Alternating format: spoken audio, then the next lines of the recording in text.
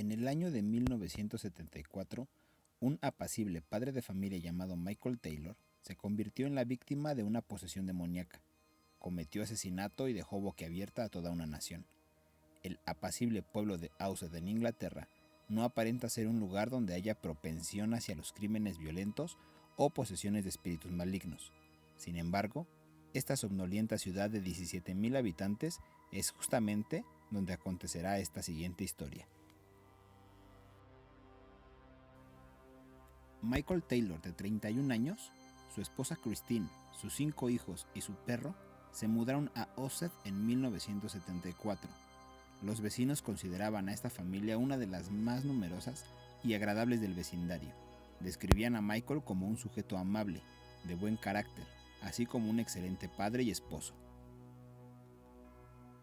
Aunque hubo algunas versiones de que padecía crisis regulares de depresión, provocadas por dolores crónicos en la espalda que le impedían hacer su trabajo, sin embargo, no era nada serio.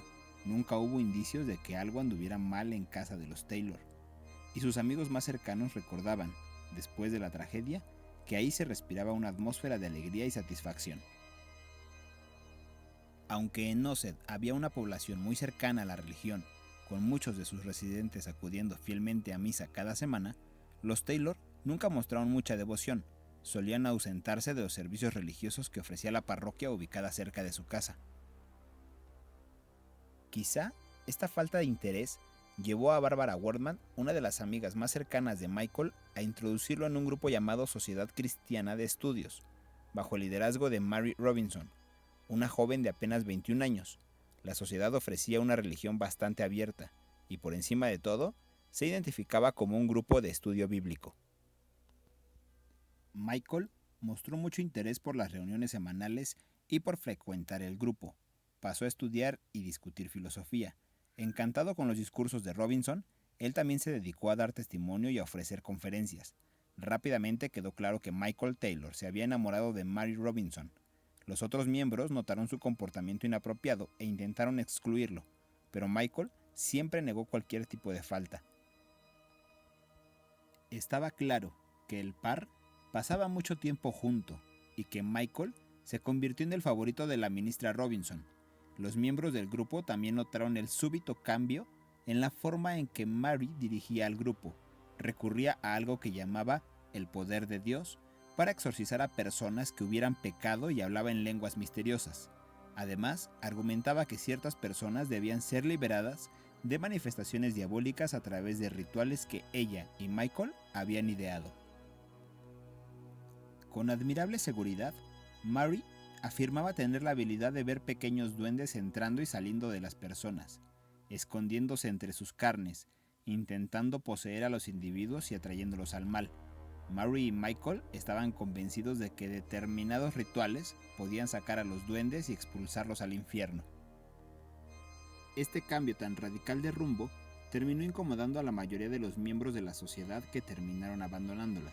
Sin embargo, otros se mantuvieron fieles a las enseñanzas y Michael se quedó en un grupo que poco a poco pasó a ser un culto.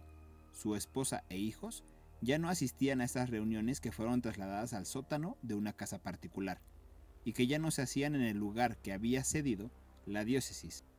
El comportamiento de Michael con su familia también cambió de forma radical. Se convirtió en un hombre completamente diferente, callado, nervioso y agresivo.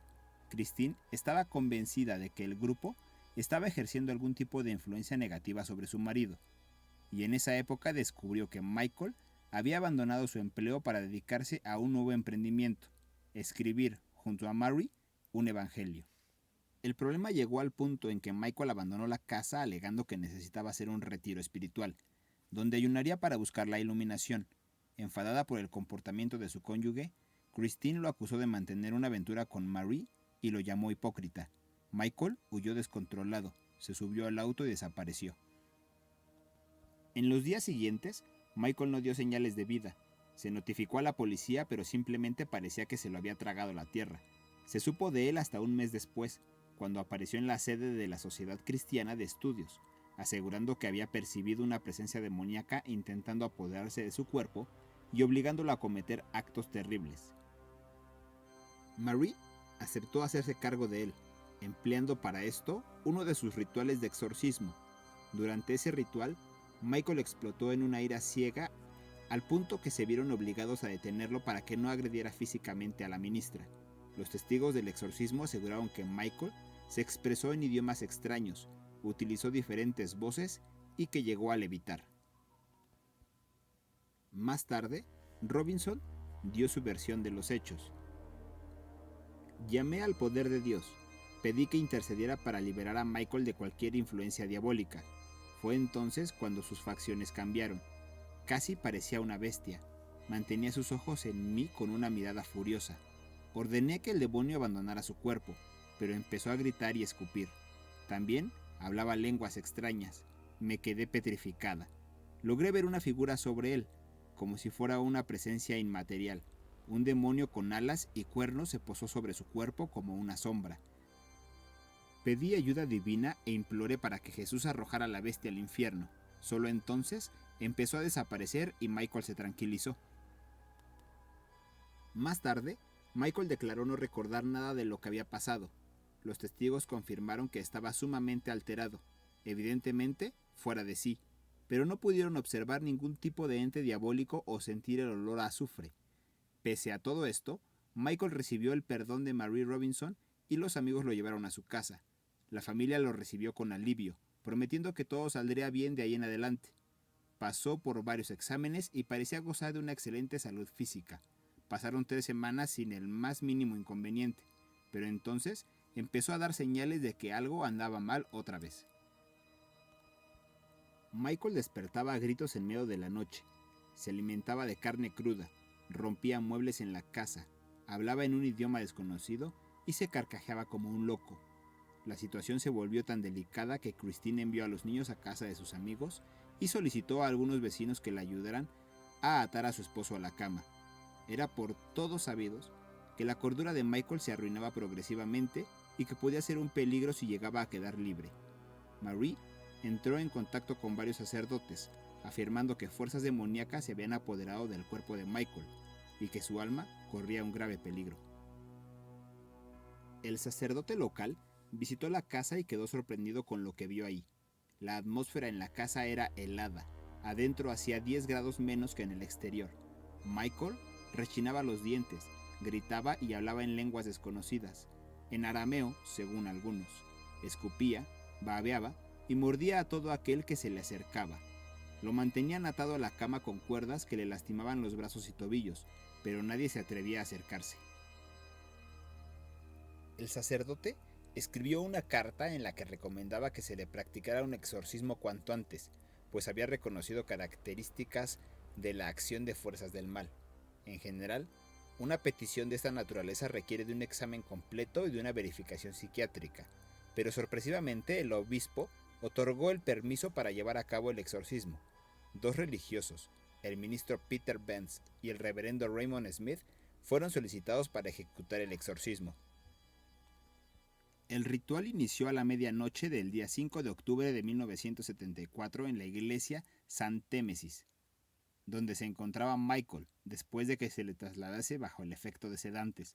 Aquella noche, los 2 sacerdotes serían puestos a prueba como nunca antes. Apenas arrancó el exorcismo, Michael sufrió una serie de convulsiones incontenibles y desplantes en los que mordía, escupía y se arañaba. Lo ataron a un pesado banco de madera y lo inmovilizaron con cuerdas. Durante 8 horas, Michael, o quien sea que haya estado dentro de su cuerpo, recibió oraciones, fue rociado con agua bendita y fue obligado a renunciar al cuerpo que pretendía quedarse. El reverendo Smith afirmó que más de 40 demonios habitaban al mismo tiempo en el cuerpo de Michael, entre ellos entes que promovían incesto, bestialidad, blasfemia, lujuria, herejía, masoquismo y conocimiento carnal. Estos supuestos seres se jactaban de haberse instalado en Michael y obligarlo a hacer cosas horribles en el periodo en que se ausentó. A la mañana siguiente, los sacerdotes totalmente agotados se retiraron a descansar, pero Michael permaneció atado. Decidieron dar continuidad al ritual por la tarde, pues algunas entidades todavía permanecían en el cuerpo del hombre. Los sacerdotes creían que la posesión estaba vinculada con los rituales de ocultismo y estudios sobre brujería que había hecho con la sociedad. que esto le abrió las puertas al mal para que entraran en su cuerpo. Christine visitó la iglesia durante el exorcismo y quedó impactada por lo que vio. No reconocía a su esposo. Durante el ritual, uno de los demonios que hablaba a través de Michael contó que él los había invocado y que por eso tenía derecho a quedarse ahí el tiempo que quisieran. También proclamó que antes de irse matarían a una persona y la llevarían al infierno. Agotados física y mentalmente, los sacerdotes se retiraron a la sacristía a descansar, mientras una enfermera suministró un tranquilizante a Michael para que durmiera. Este es el punto donde la historia se vuelve tenebrosa. Lo que sea que haya afligido a Michael Taylor, un ejército de demonios o una enfermedad mental, lo había dotado de una fuerza descomunal. Alrededor de las 10 de la mañana, apenas 2 horas después de que los sacerdotes se fueron a descansar, Michael logró zafarse de las ataduras y huyó de la iglesia sin que nadie se diera cuenta. Se escabulló por el vecindario y fue directo a casa, donde encontró a su esposa dormida en la habitación matrimonial. Michael la atacó de forma brutal, estrangulándola hasta la muerte con sus propias manos, perforándole los ojos con la punta de un lápiz, arrancándole la lengua y mordiéndole casi todo el rostro de una forma salvaje. Cuando terminó, Michael se fue contra su propio perro y lo destrozó, miembro por miembro. Los aterrorizados vecinos solicitaron a la policía y una patrulla rápidamente llegó al lugar. 3 policías armados con macanas lograron dominar a Michael Taylor, que todavía tenía fuerza para resistirse e intentar escapar. Dentro de la casa encontraron el cuerpo mutilado de Christine en un charco de sangre. Pese a todo ese horror de aquel día, la tragedia pudo haber sido mucho mayor, pues los hijos de Michael tenían previsto regresar por la mañana y lo único que se los impidió fue la gripe de uno de los niños. Aquel crimen tan sangriento y la historia de exorcismo, asesinato y locura hicieron añicos la tranquilidad que se respiraba en Ossett y provocaron un frenesí en la prensa británica. Este crimen se consideró tan raro, brutal y asombroso que durante su discurso de apertura, el fiscal Geoffrey Baker advirtió al jurado que estaban a punto de atestiguar un procedimiento muy perturbador.